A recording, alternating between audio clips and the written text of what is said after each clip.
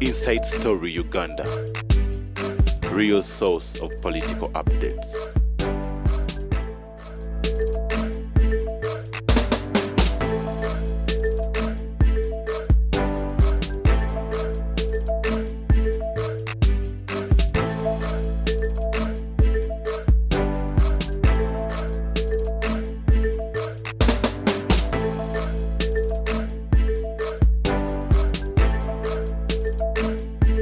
Inside Story Uganda.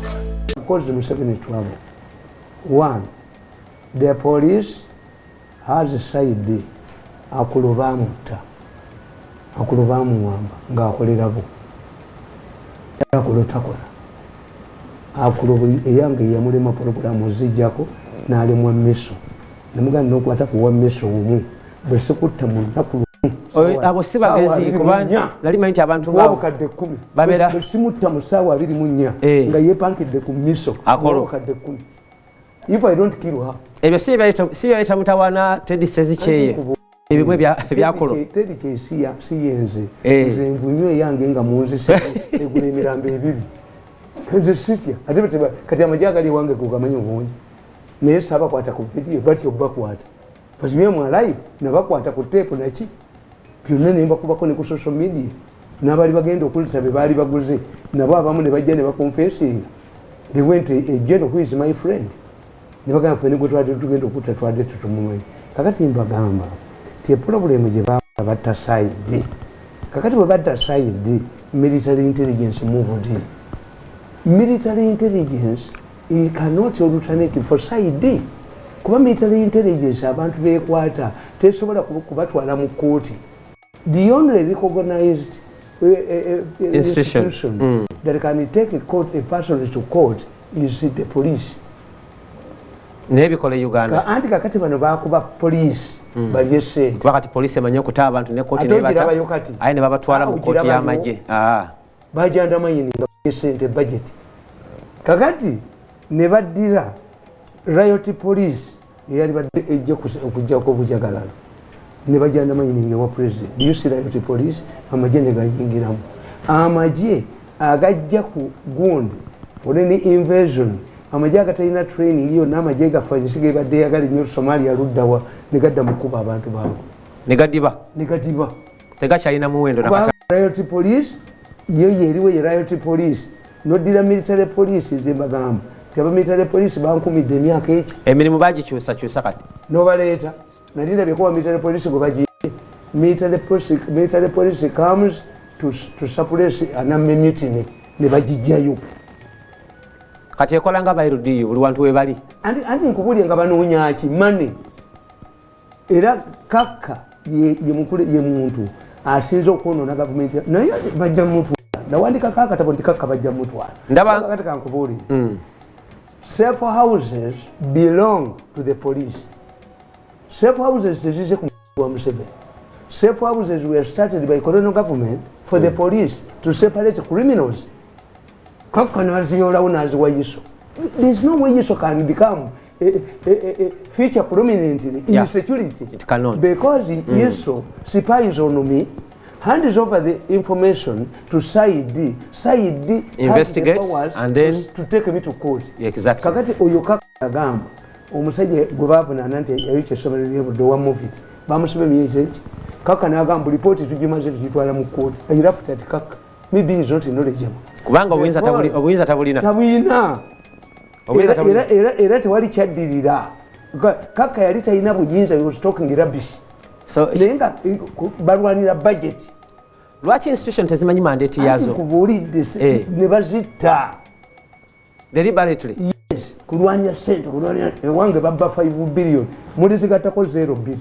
Muchomo kyonga mwajoga atajoga. Nga bakusasula. Ati zingire wofe kumumwe.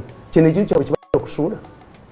Bo basazewe ekintu. Otera n'okwogera ebintu ebituukirira, otera n'okwogera ebintu ebituukirira naye oba bakigoberera bulungi. Ekintu kyabo kye basazewo beesuulire. Nti ate ffe tukirwaniremu tukifiiremu. This is a state house battle. Yoga abantu bava mu state house. Abajoka bino abakutuyikiridde problem state house. You originate from the ebintu yogera bikanga paving way to the new government yourself.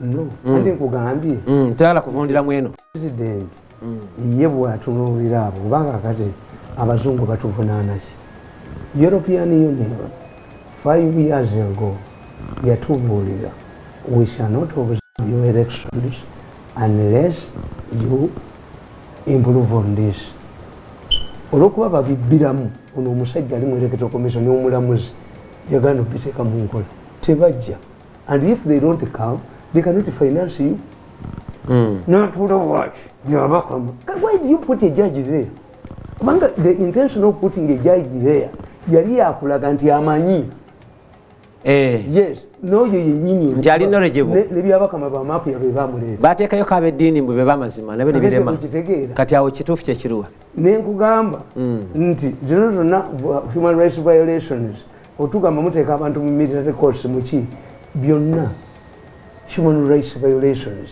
etteeka lya Uganda likugamba tewali muntu yenna ayina kuwa bujulizi nga bamutokyalinze buba bufu era nabagamba ndi mwekankubuulire bw'olaba omusajja gwe bajja Nalufeenya n'atuuka mu kkooti nga bamutokyalinze bwe totegeera ti omuserikale w'e Nalufeenya n'ono omutemu bafa beebamu batya anti ye kyayagala kkooti obujulizi ebugobe no circumstances omuserikale w'e Nalufeenya yali badde amala kujjanjaba mu siba ono tayinza mutwala mu kkooti n'awanika mukono ng'omusajja bamwokya paasi nga n'omulamuzi alaba bwe nabeererayo e Nalufeenya ennaku 35 nga bonna kuba tujjanjaba bakubako ekiraawo ate nkera ne balita omusawo saawa 12 yaba atuuse ewaffe waliyo omusajja nga mubbi ku kyalo yasanga nga mubbi munne nga bamutisse ettooke n'alyoka amukuba ku ttaka n'ali mukuba akuba lyonna n'ekikolokomba n'akikanyuka tukeera kulima gwobba bagenda okunoonya nga ekizibiti bwekirimu n'atwala minuti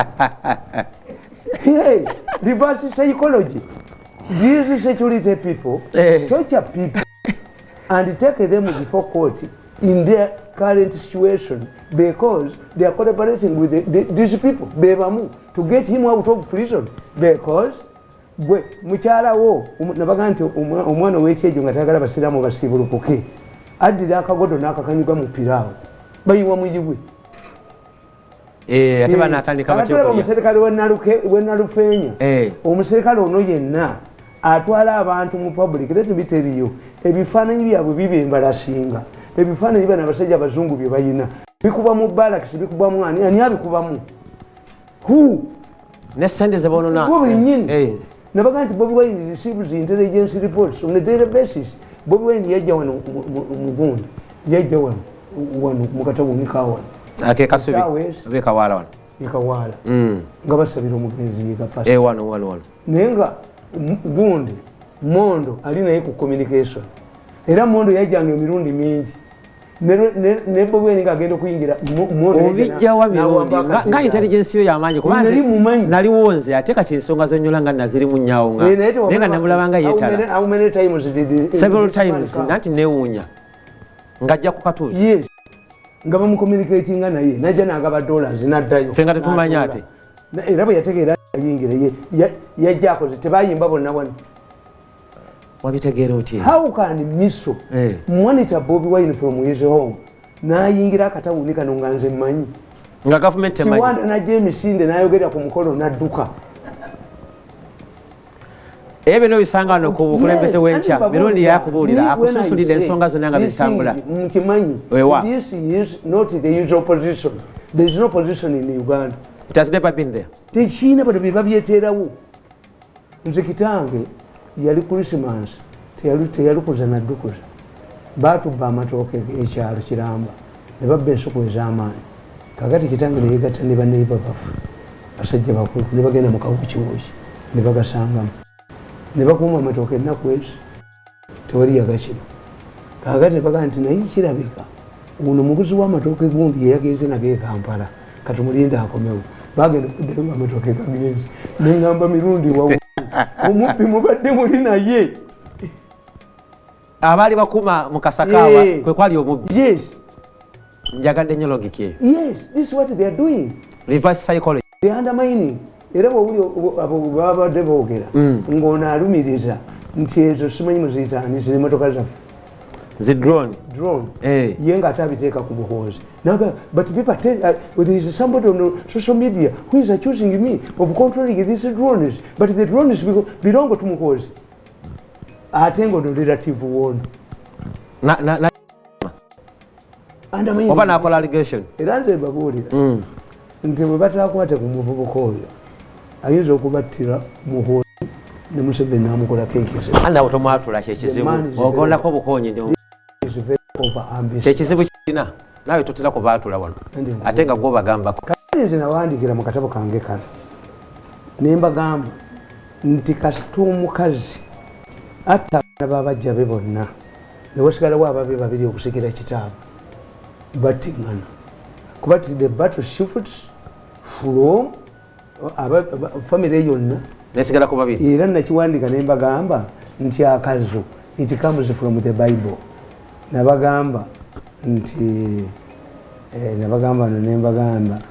nti the political akazo a preferred faction within a government or a political party and the political vocabulary from Rwanda.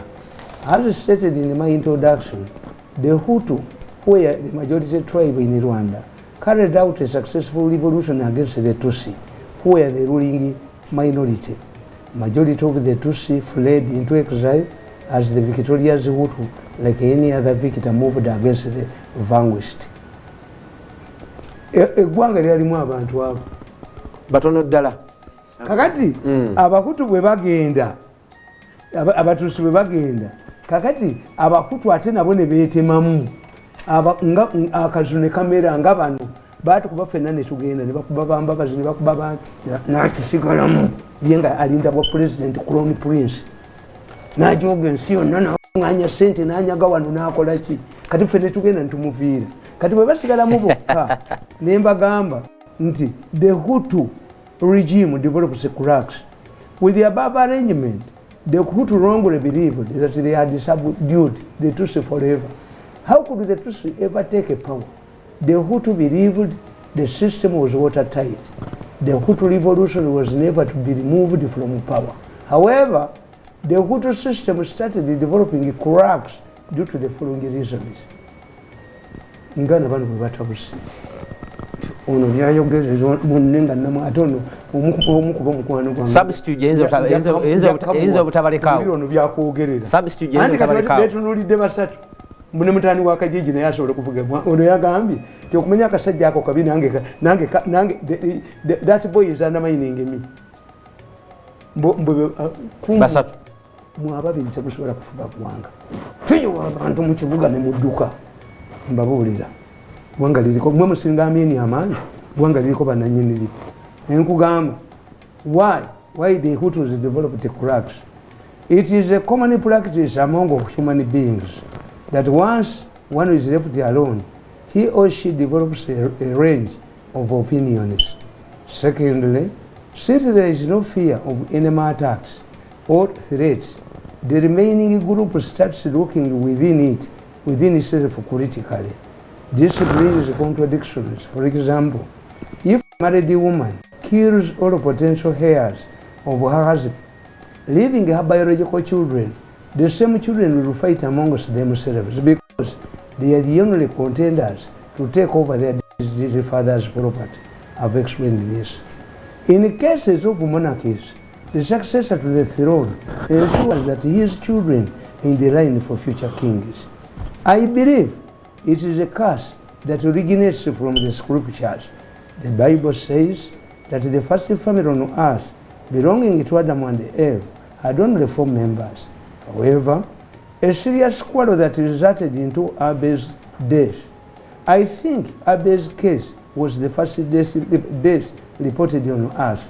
In my opinion, Abel's death did not involve competition over a woman or wealth because the only woman at the time was Eve, who happened to be their mother.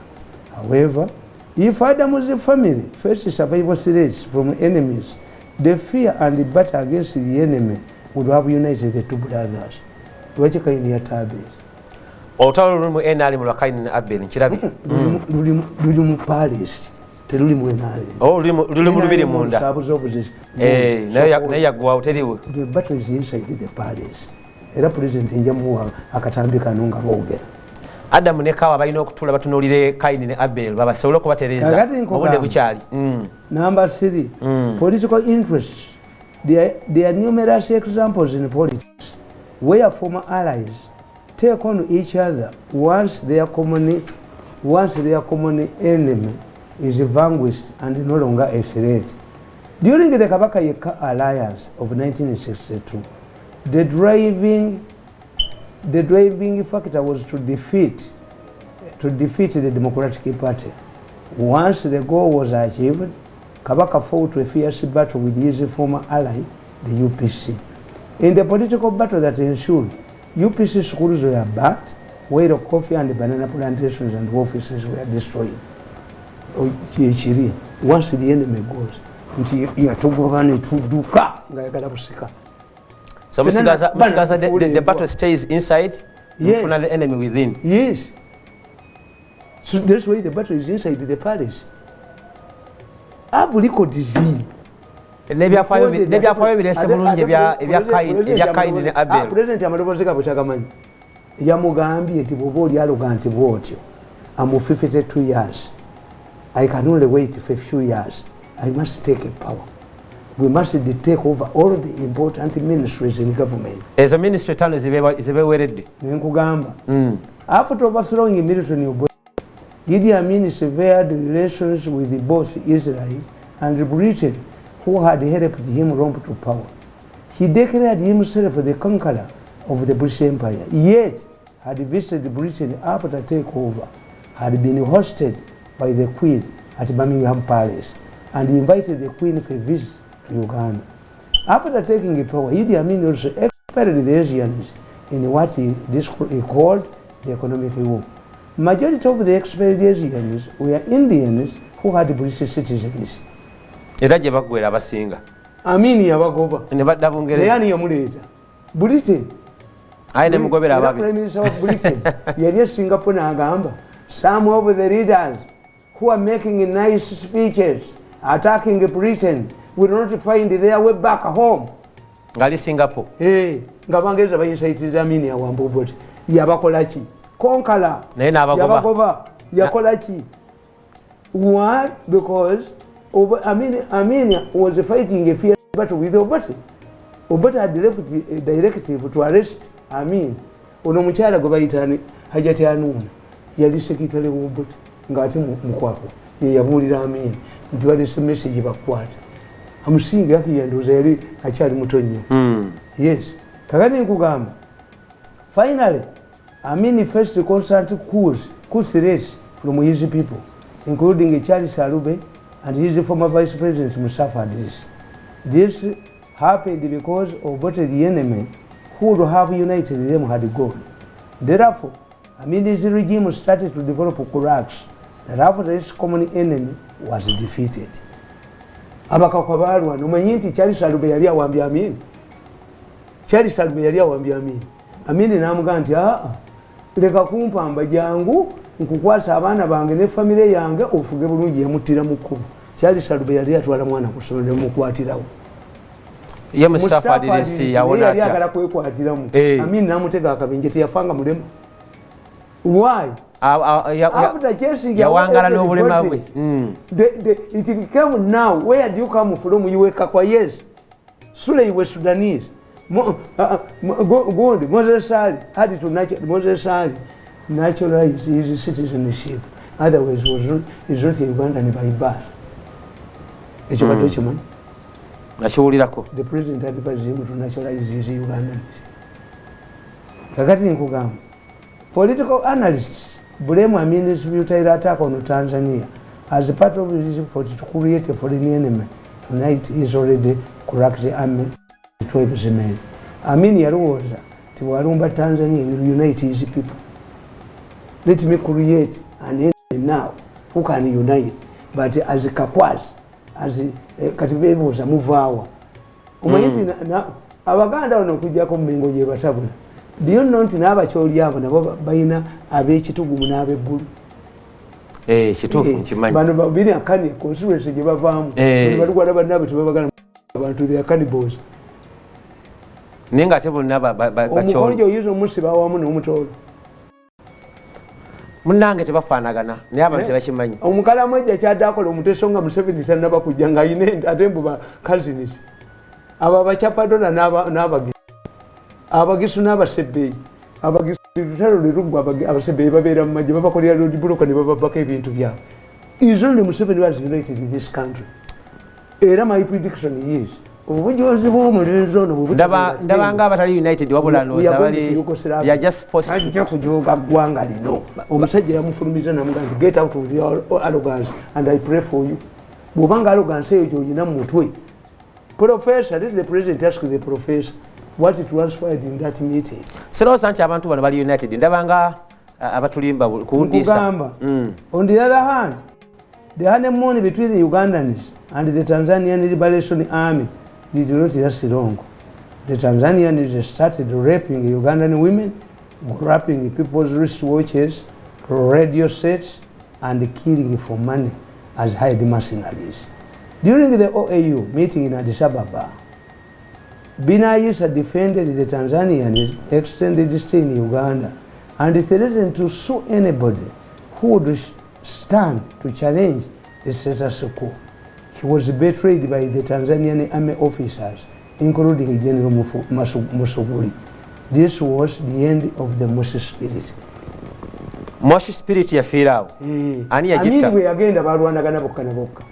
What I'm explaining nti kasita bano baatugoba n'agoba buli muntu yenna n'ateekawo bannakali wasigalawo Kaini ne Abel n'ateekawo baatwoki n'ateekawo baani abafosifayi wa president ife abatuwayiriza. It has cracked. The battle is inside the palace. Museveni is not fighting people outside. Matemuli balangira mu lubiri. I'm telling you. Lubiri. Statute yateesawo ekitongole ekya IGG, Inspector General of Government, okuba nti atunuulira ebintu kulya enguzi, okubba, okukwata abantu wamu n'abo abateekeddwa okuba nti abakulembeze balangirira ebyobugagga byabwe mu ngeri ey'enjawulo. Kakati awo nawo ndowooza nabyo kireka birese ettagali mu ggwanga. Ewaawo problem balema era nze abantu ba Uganda sibanenya never professor by the university sibanenya. They don't understand the Uganda situation. Normally government erwanyisa opposition mu Uganda temuli opposition.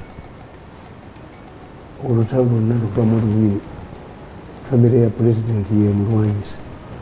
Tewali opposition mu Uganda tebanga oba yali bali era buli lutalo lwonna luva mu lubiri. Bano bayambako buyambi abawujji b'obunyama bebabateekawo. That's why ebintu byonna ebikolebwa tebati opposition kuba yaabwe. Nze n'omukisa ebyuma byange bibakwata. Ebya miso. There was a heated debate 2 days ago. One of the president's relatives was caused much of the trouble, went to somebody and said, Mirundi is causing trouble for us. It's the one who is convincing Mzee that we family members are fighting him, which is wrong. We have a dinner in Amugam, Jani Agoba abantu mu ttaka bava. Bava mu lubiri. Nabo bava mu lubiri wennyini. Omuntu kituufu. N'amubuuza nti ani yaleeta Bobi Wine. Simmwe. Abava mu maka g'obwa president. Simmwe ava mu lubiri. Ani atawanya Minister of Education simmwe. Ani aleese akavuyo mu Kampala simmwe. Buli kimu bo. Ganoona akkiriza. One of the most powerful people in the Museveni's family was meeting somebody they respect, and he went there for consultation. N'alyoka amugamba nti twagala ministry town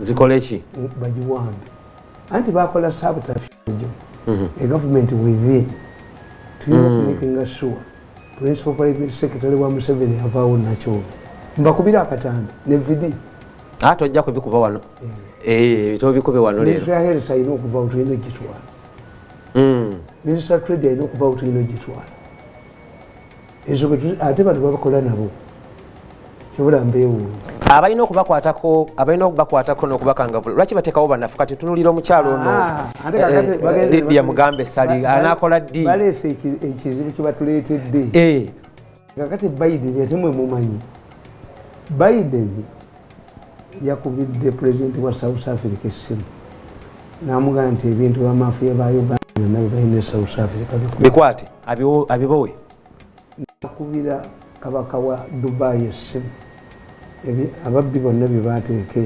bikwata owa Tanzania Europe yabikwata n'akubira owakiina mu security cable bannayuganda tebagenda kusasula ssente kwata ebintu by'abasajja beeriye bwe baba basasula kati bamala ebitwala gavumenti ebitwala eyo minisita wa finance Bahati ne Kasaija ne balinnya mu World Bank babakwatanga babbi bankoko nga sina baminisita babakutenga baana bato as they have destroyed the government they have allowed the foreigners to poko era nabagambe mukamba buli babongezeza sente ez'aba refugees bano ababbi tebamanyi kikitegeeza these people are planning to fight the militias in the Congo netegenda kuteekayo amagi and they're going to use the refugees the refugees from Congo to come to Uganda. That's why they have increased refugee money. They want to empower them. They are empowering the refugees to come they are empowering them to come and take over. And is it possible? I'm telling you.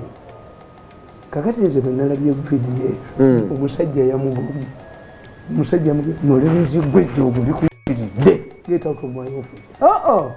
Bino byonna ebiriwo ebya European Union twabawadde sente guno musango oguli e Geneva twabawadde sente omuntu gwetusalira ekattawanya emirundi gobakuwadde obujozi bwe n'obusuma bwe omusajja namugaa get out of my office I pray for you lwaki oteka mirundi ye ndowooza ye kuli mu muntu get out of my office kuba yakimanyi kyosobola okukola nga ne lumu yonna ewunya obusuma n'obujozi tannaba kumanya reality. So that's why I'm telling you whoever think this is a different situation, I have never seen balinga Paulo Muwanga bwe yajjako bo tebasigalawo. These are stomach worms. Neti yamalawo kaseera ndio kakati bw'obanga okola analysis ku situation yayo n'omukyoli bwejjako omulango neti yawangaala omukyoli neti yawangaala. This is a subterfuge, a government within a government yekola bino. The undermining Museveni bwe bali abakulembeze basatu baagala kumujja kulaba bayogedde basatu tumwebaze ye yennyini eyabadde ayogera ate undermining afende muhoozi. That one I must undermine him. Mwe mulwanire ku nnyama enzibe nga tukunze bannayuganda omulenzi gwosula wowani nga tukunze bannayuganda nti uyo todduka wano tadduka nadduka ebyawano byo tubikwata ddi kuba biri bamaze biteekako ataki nze mbawandiikira nnyo nawandiika akatabo kange kano how casual politics ruins nations. Akazu gavumenti ebeera what is akazu? Akazu which language? Wamba tukita state capture. Akazu ni which ako kalowoleza nnyo mu ssente era kati bw'obalaba baguze nnyo abo Bobi Wine. Even if you buy off Bobi Wine's people, you are even aggravating the situation. Why? Bobi Wine was created by you, which was a wrong pass. Nimufunamu ekkoona babadde babateebye. Bobi Wine akwatibwako saayi kati Biden awabira bino. Whether you take away Bobi Wine or not, this is not the time. Nti okubye omukazi nakutwala mu kkooti. Kakati kkooti tegamba nti omusango oguveeyo kuba omusonyiye akusonyiye omulamuzi yakiteeka mu consideration. Yamanya bwalina kiwuudi. Kakati Biden ayingiddewo ate alina emyaka eki yewa human rights. Tazanyira ku ddembe lya buntu. When you see the president moves differently, ye Museveni kye yakoze kuyita baamagye abo aki to rectify the situation. Yabayise bonna abanene. Yes. Kati ababukedde kumulemeza mu buyinza bakukwata ku bano babbi kubanga treat Bobi Wine like this. Oyinza okuba ne mujjawo omuyita malaaya yo embwayo ate nava mu mbwayo ate najja mugwa omuntu kakati the way you fight omukazi atanafuuka co-wife is different. Omukazi oyo bw'omala omulwanyisa n'akulema n'afuuka mujjawo, change tactics. You change your strategy. Bobi Wine came, you abused him, you turned him into a gold mine. I told you Bobi Wine will appear on the ballot paper, which has presidential. N'afunamu mwamuvuma buli eyamuvuma yagwa omuyaga tajja baka kubaho ogolo ne bwewanika e Masaka. Whoever abused Bobi Wine bakusasira balabikako. Teri amanyi ba disappeared. Abayiwa magezi eri president. Bobi Wine abakunemye mu Buganda. Omala yagenze ne yetonda eri ekereziya. Kakati now how do we deal with Bobi Wine now? Sajja mulamba yagenze ne yetonda. Kubanga mbagamba ti Bobi Wine yaleeta olutali bano lwe bateetegekeranga olw'obubbi bwabwe baayonona buli kitongole kyonna babbe nti lukwate the distortions. One, ezo safe houses ate mwanange bayogedde ekigambo mwagala yafiira mu safe house. Pulezidenti akuba amasimu akolaki ng'ali mu safe house banoonya ssente. They know even who killed Magala in your safe house. I'm telling you, I was surprised. Ebintu byeyogera nga bitiisa. Nga bo bennyini boogera. Nga bitiisa. Era pulezidenti mbimuwa. Kakati mbimuwa era bakimanyi. Kati bajja kusula mu poti. Bajja kusula ne poti mu nju. Kakati nkugamba ti because of money and their malice bayinawo ttiimu gye bayogedde erimu Atooki oyo yaani erimu Nakalema erimu Mole abooloolo yaabwe yabeeranga ku falsifying reports and security kulimba president nga bamulaga abalaba abalala. Lwaki tebabawumuza kakati ng'omukyala Nakalema ebbanga lyamaze nga lyabo nti mu kwagala kwabwe okubba ssente anti baali bamanyi tewali opposition. Mu kwagala kwabwe okubba ssente baddira poliisi buli kitongole babadde bakiwayiriza wa president n'akijjawo basookera ku nze mbakubye nkaabateera mbakubye obukibazi bwonna ne mbubayisa mu lunyanfu ennyuma bakankana. Tusitumiza live gwatulaba tusitumiza live